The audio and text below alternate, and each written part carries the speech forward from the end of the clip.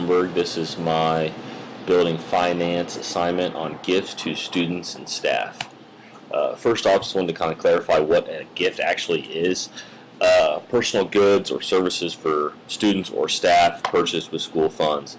For staff, it can be purchased for personal use, a baby shower, being married, something to wear at school like a t-shirt, anything like that. It excludes items purchased by the school for school use.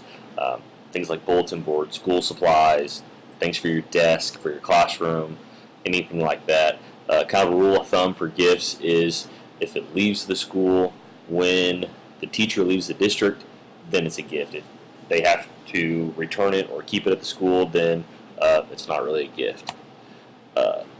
So far, gifts for students there's a couple different types.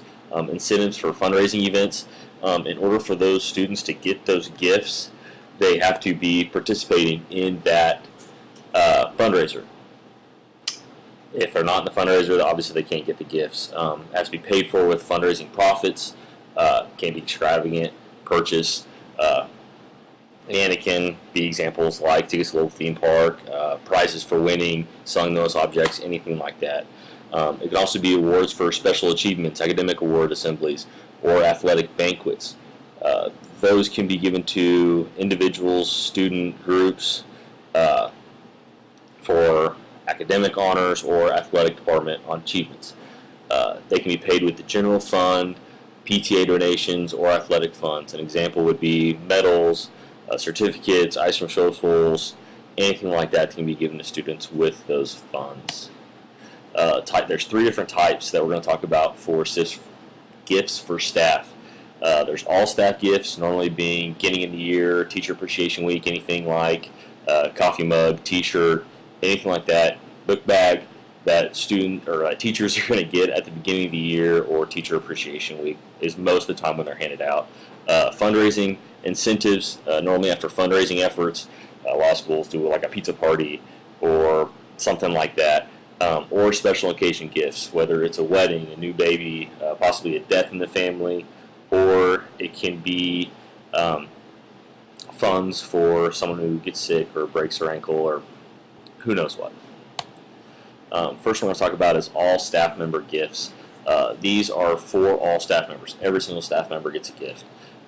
Paid for with vending machine profits, staff fundraising, donations, anything like a paid with by teacher vending machine, bake sale that teachers have among themselves, raffles, anything like that. Yet again, an example would be a school logo t-shirt. It excludes cash or cash equivalent, anything like gift cards, anything like that. That's about the same as cash. Special occasion gifts. These are for specific staff members. It's reasonably priced. You don't want to go far above and beyond and get something extravagant for this. It's usually paid with for staff members, funds that come up with annual dues, staff donations, or just funds raised specifically for the staff member for a specific event. Yet again, wedding gifts, baby showers, possible death in the family, or some kind of illness or sickness would be some examples. Going back to fundraising one, I kind of skipped this one, is for people or staff members who actually participate in the fundraising. Yet again, just like the students, if you don't participate, you don't get to get the gift. Amount of the gift should be no more than 5% of the overall profit. In other words, if you make $100, don't spend any more than $5. Any kind of gift certificate or pizza party, whatever it is, just as long as it's no more, usually, than 5% of the profit. Going back to the summary now, is gifts for students and staff can be a good thing if used wisely. They can show them you appreciate it. You appreciate all the work they're doing and the hard work they're doing, and they can be useful to kind of boost morale or just get everyone excited about the new school year. When giving a gift, it's important to avoid the appearance of poor judgment with the school or the community by giving gifts or prizes. In other words, you don't want to be spending a ton of money giving these huge extravagant gifts and then everyone's upset about it, or they for some reason are mad that you gave so-and-so a gift and not so-and-so a gift. So it's important to think about everyone's opinions before you are deciding which gift to give and who to give gifts to for whatever reason it is.